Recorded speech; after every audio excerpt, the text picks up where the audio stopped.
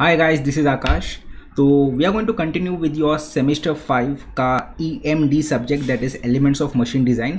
तो मुझे बहुत ही ज़्यादा रिक्वेस्ट आ गए फॉर लेक्चर नंबर 2। तो guys here it is the lecture number 2 for diploma same 5 students, the subject elements of machine design, second part. ठीक है, तो आज का ये जो वीडियो है मैं चालू करूँगा with a very simple question to all of you, right. तो मेरा सिंपल सा ये क्वेश्चन है कि यार स्ट्रेस का फॉर्मूला क्या है। आई एम श्योर आप लोग ने मैकेनिक्स में या फिर स्ट्रेंथ ऑफ मटेरियल्स में ऑलरेडी स्ट्रेस का फॉर्मूला सीखा हुआ है। तो I want you people to answer in your mind कि स्ट्रेस का फॉर्मूला क्या है। I am sure majority of लोगों ने बोला रहेगा stress that is sigma is equal to force per unit area. Formula सही है गाइस, फॉर्मूला में कोई तकलीफ नहीं है। तो मेरा सेकंड क्वेश्चन आपको है कि प्रेशर का फॉर्मूला क्या है। तो यू विल रिकलेक्ट सब प्रेशर का फॉर्मूला भी तो सेम है, pressure is also nothing but force per unit area. अच्छा, फिर my third question to you people is अगर दोनों का फॉर्मूला सेम है तो can I say pressure and stress both are same thing. ये सही है कि गलत है।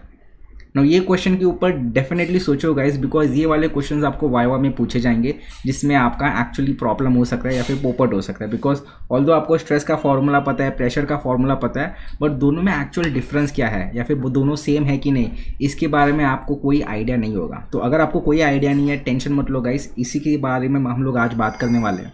तो first thing that I want to teach you people in today's session is nothing but stress. मुझे पता है स्ट्रेंथ ऑफ मटेरियल्स में आप लोग ने ऑलरेडी स्ट्रेस के बारे में सीखा रहेगा, एक बार वापस देख लेते हैं क्या होता है, राइट। नाउ स्ट्रेस के बारे में अगर बात करूँ तो for that let us have a cylindrical rod. एक सिंपल सा सिलेंड्रिकल रॉड लिया है मैंने, राइट। और इस सिलेंड्रिकल रॉड को मैं कुछ लोड एक्सर्ट करने वाला हूँ। तो let me exert some kind of load. चलो यहाँ पे मैंने ये लोड एक ऐसा लगा दिया यहाँ पे, और दूसरा लोड मैंने यहाँ पे लगा दिया ये वाले डायरेक्शन में। दोनों लोड का मैग्नीट्यूड सेम ले लेता हूँ मैं, दोनों लोड को मैं रखता हूँ कैपिटल F, राइट। दोनों लोड का वैल्यू मैंने सेम रखा है, मतलब both the loads over here are equal. Now from the strength of material I am sure you people will recollect कि ये टेंजाइल लोड लगाया है मैंने यहाँ पे। Now as per Newton third law of motion हमें पता है कि to every action there is equal and opposite reaction. इसका मतलब सर ये दोनों जो फोर्स इस मटेरियल के ऊपर लगाया है, this are nothing but action force. तो कहने से मटेरियल भी साथ में साथ कुछ रिएक्शन देता रहेगा। नाउ हम लोग को वो रिएक्शन फोर्सेस देखना है कि मटेरियल के अंदर कैसे दिखाई देता है। एंड हम लोग ने ये बोला है कि हर एक फोर्स, मतलब ये पूरा का पूरा स्ट्रक्चर इक्विलिब्रियम में है। ये कैसा है? इक्विलिब्रियम में है, राइट। इक्विलिब्रियम में मतलब every force needs to be balance, हर एक फोर्स बैलेंस होना चाहिए। नेट फोर्स अगर मैं कैलकुलेट करूँ किसी इक्विलिब्रियम स्ट्रक्चर में तो उसका नेट फोर्स 0 आना चाहिए, राइट। तो हाउ कैन वी फाइंड कि यहाँ पे बैलेंस या फिर जो फोर्सेस दिखाई नहीं दे रहे उनको कैसे दिखें।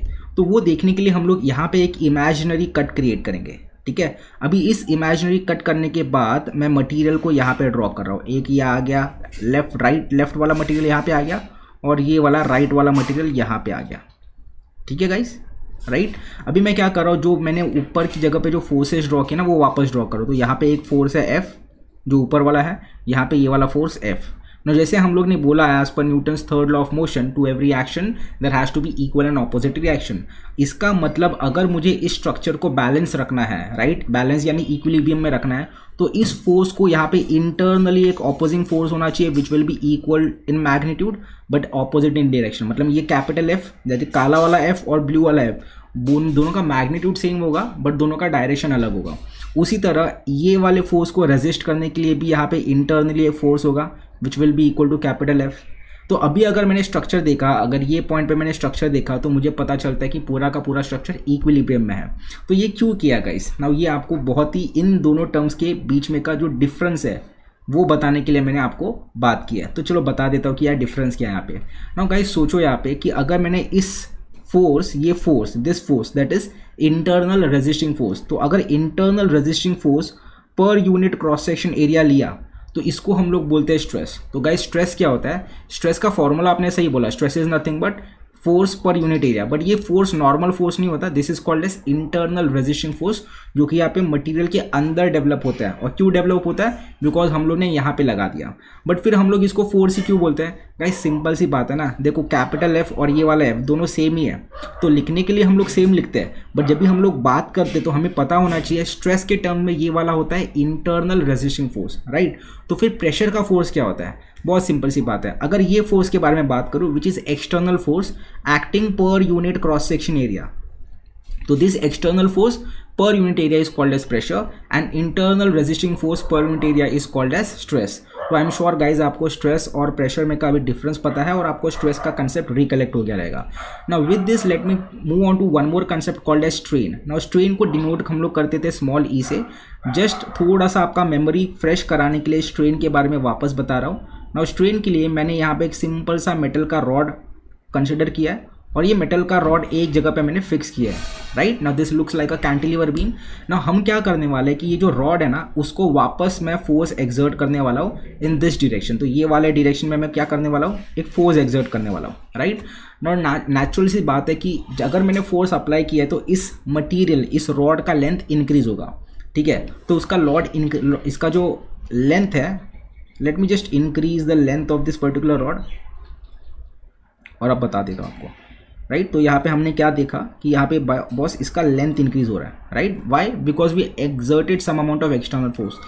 तो अभी एक्सटर्नल फोर्स एक्सर्ट करके हो गया, एक लेंथ इंक्रीज करके हो गया. बट स्ट्रेन क्या होता है, अगर मैंने इसका लेंथ पकड़ा, राइट अगर ये इसका ओरिजिनल लेंथ है, राइट कहने से इसका न्यू लेंथ होगा. लेट्स से न्यू लेंथ को हम लोग बोलते हैं L1. राइट तो जाहिर सी बात है दोनों के बीच में, न्यू लेंथ और ओरिजिनल लेंथ के बीच में कुछ ना कुछ डिफरेंस है.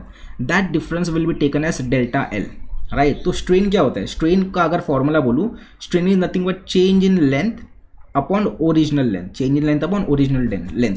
नाउ ये सिर्फ एक वन डायमेंशनल कंपोनेंट था, अगर 3 डायमेंशनल भी हो सकता है, 2 डायमेंशनल भी हो सकता है. तो ये फॉर्मूला को अगर मेरे को जनरल टर्म्स में बोलना है तो rather than telling change in length upon original length, मैं बोलूँगा कि this is change in dimension upon original dimension. समझ में आ रहा है.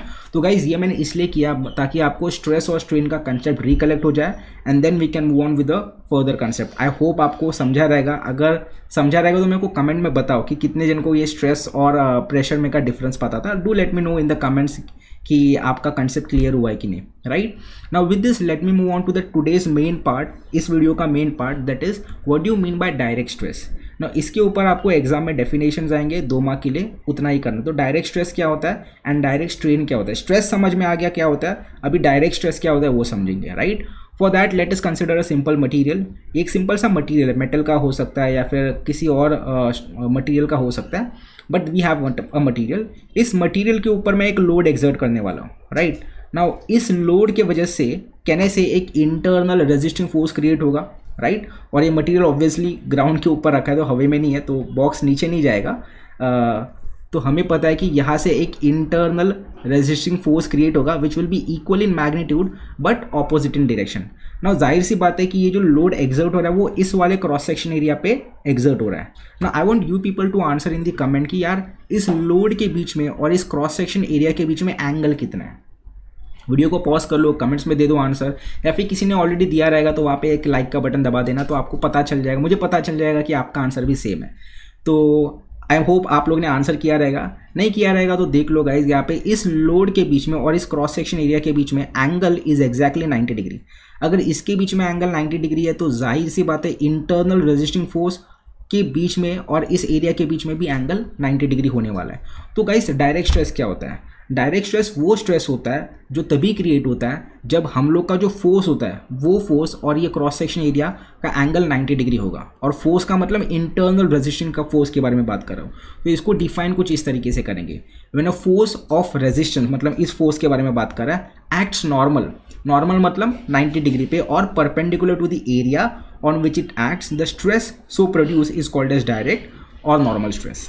राइट अच्छा इसके वजह से अगर कुछ चेंज हुआ लेंथ में या फिर चेंज हुआ डायमेंशन में तो उस चेंज को हम लोग बोलेंगे, उस change in length upon original length को बोलेंगे डायरेक्ट स्ट्रेन.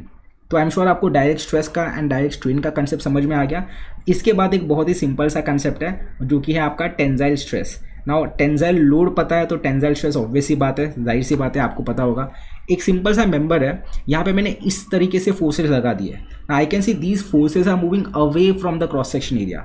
राइट तो जब भी हमारे पास एक मेटल है जिसके ऊपर हम लोगों ने कुछ फोर्सेस एक्सर्ट किए which are moving away from the cross section area, then the stress produced because of such force is called as tensile stress. Simple.